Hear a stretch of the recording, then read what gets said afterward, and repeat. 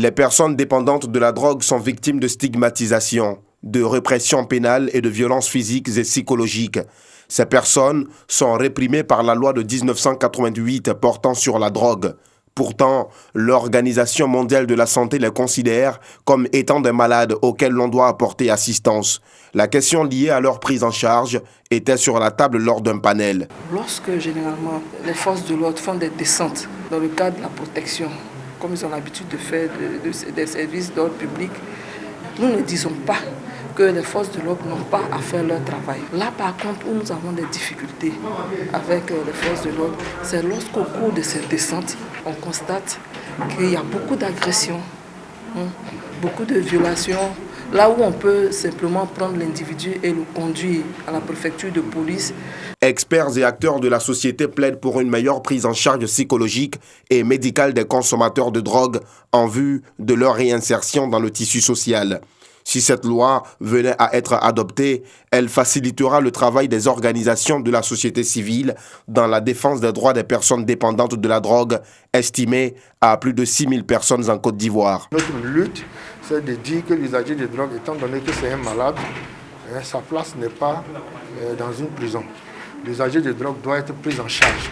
Et donc c'est vraiment ce qui justifie notre démarche. Et donc, dans le cadre de cette loi, nous avons fait des plaidoyers pour que effectivement cet aspect soit pris en compte. Aujourd'hui, il faut revenir à des paradigmes droits humains. Et il faut considérer finalement le consommateur comme une victime, n'est-ce pas, du système. Taper un peu plus sur les producteurs, sur ceux qui approvisionnent le marché. Mais aujourd'hui, c'est des parties du fait que ce soit des criminels qu'il faut systématiquement les emprisonner. Penser à des alternatives en emprisonnement, penser à des programmes d'accompagnement, de réinsertion. Ce panel est une initiative du CONADSI, Conseil des organisations de lutte contre l'abus de drogue en Côte d'Ivoire. C'est la toute première microfolie en Afrique de l'Ouest. Entendez par microfolie un espace culturel doté d'un musée numérique connecté à des tablettes pour accéder aux œuvres du monde entier.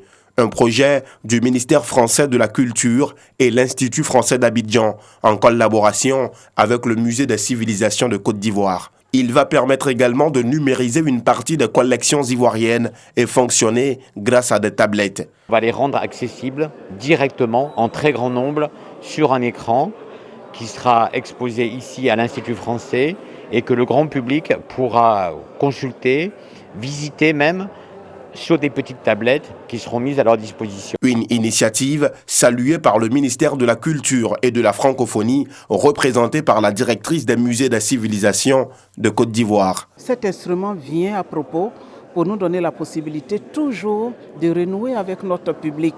Parce que dans le cas du musée des civilisations, depuis le mois de mars, le musée est fermé. Et en attendant de l'ouvrir le 1er décembre, et là encore, ce n'est pas totalement, vous comprenez que Microfolie nous donne la possibilité de continuer à montrer les collections du musée des civilisations. Ce musée numérique est aussi une occasion pour les amoureux des arts de promouvoir leurs œuvres. Nous manquons de support. Et le fait que l'Institut français lance, ça va donner l'idée aussi à notre institution de nous-mêmes produire nos supports pour pouvoir ventiler nos œuvres. Une foule de pièces de Côte d'Ivoire compte parmi les pièces considérées comme faisant partie des classiques au niveau africain. Alors, permettre à ces pièces-là de rencontrer des arts d'une modernité plus affirmée, un peu comme des pièces de l'art moderne ou de l'art contemporain, des artistes venant d'un peu partout du monde, c'est quelque chose d'important pour nous. C'est en février 2021 que le musée numérique va ouvrir ses portes au grand public. Nangui Adjako Faustin en visite officielle à l'église Ariste d'Abidjan à Djamé. Le patriarche, président mondial de l'église du Christ, Mission Ariste, dite église Ariste, prône la paix au sein de sa communauté. Il exhorte son peuple à prier pour une paix durable en Côte d'Ivoire. Le contexte actuel dans notre pays nous interpelle, nous tous. Comment faire et que faire? Il n'y a que Dieu qui peut nous donner sa paix par sa volonté. Mais il y a également l'engagement et la volonté des hommes et des femmes. Et nous avons demandé à Dieu, à travers notre message, que Dieu inspire nos dirigeants, toute la classe politique, tous ceux qui sont élevés en dignité, la société civile, pour que nos choix et nos décisions soient conformes à la volonté de Dieu. Une visite historique pour les fidèles qui intervient une quinzaine d'années après celle du précédent patriarche. Ça nous fait troisième fois qu'un patriarche arrive. Dieu a eu d'abord, après Dieu a eu Mobi, a eu Adolphe, et aujourd'hui, Nangui a Diako Foster. Donc c'est une joie pour nous à Djamé. Nous sommes très contents de recevoir le patriarche. 14 membres de l'église ariste d'Abidjan à Djamé ont été distingués par leur président mondial pour leur abnégation au service de l'église. Centre hospitalier universitaire de Cocody. Dans les couloirs des urgences, le docteur Ngouan, spécialiste de la sphère ORL, s'apprête à examiner des patients de la sinusite, une pathologie causée par l'inflammation de la muqueuse des cavités du sinus. Après une visite succincte des lieux, il revient sur les principales caractéristiques de cette pathologie. Il existe 4 paires de sinus de la face, que sont les sinus maxillaires, les cellules ethmoïdales, les sinus frontaux et les sinus sphénoïdaux. Les sinusites se regroupent en 2 grands groupes.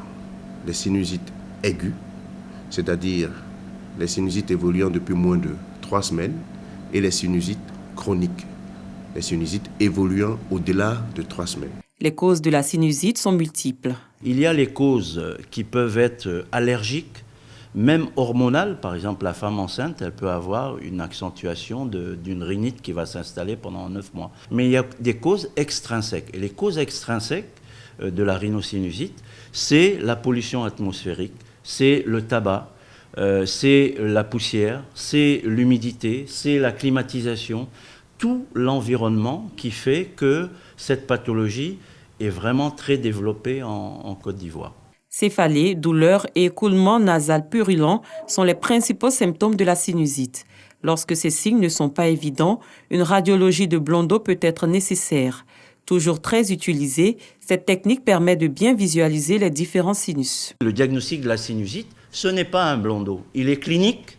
Et si on veut faire une imagerie pour poser le diagnostic et rechercher vraiment des éléments précis, c'est un scanner qu'il faut faire. De façon générale, l'antibiothérapie ou le traitement par antibiotiques, l'utilisation de solutions nasales et le bon drainage de la muqueuse sinusienne à travers notamment des séances d'aérosol sont les différents modes de traitement des sinusites aiguës. Les formes chroniques pouvant être d'origine allergique sont, elles, soulagées en traitant l'allergène. Une grave affection des sinus peut donner lieu à de sérieuses complications.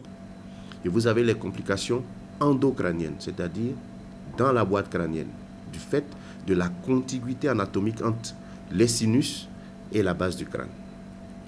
Ce seront donc des abcès sous périostés, la méningite, des abcès extraduraux, des thrombophlébite, et on peut voir évoluer vers une septicémie généralisée. Dans cette salle des urgences du CHU de Cocody sont internées des personnes souffrant d'une aggravation de la sinusite. Parmi elles, Salif Djiré, âgé de 22 ans. Quand ça a commencé au début, j'avais l'impression que j'étais enrhumé. Mais après, maintenant, quelques semaines après, l'air a commencé à s'enfler. J'avais mal, je n'arrivais pas à dormir, j'avais du mal à respirer. Elle a quel pantalon? Hein? En haut, c'est quelle couleur? D'accord. Il avait une exophthalmie, c'est-à-dire l'œil qui s'extériorisait hors de la cavité orbitaire. Du fait de la complication de sa sinusite, qui était un abcès de la face interne de la cavité oculaire. Donc il a donc bénéficié d'une chirurgie pour évacuer l'abcès de la cavité interne. Une intervention chirurgicale qui a lieu en cas de complication de la sinusite, dont certaines formes peuvent être guéries. On peut guérir de la sinusite, mais on guérit de la sinusite maxillaire aiguë d'origine infectieuse. Quand vous avez une sinusite d'origine allergique, qui peut être une prédisposition génétique, c'est-à-dire qui se trouve dans vos gènes, la guérison signifie réparer vos gènes, ce qui est impossible à ce jour au niveau de l'évolution de la science. 35% de la population ivoirienne souffre de la sinusite. Cette affection peut passer inaperçue. Les personnes qui en souffrent arrivent parfois à supporter la douleur qui en découle.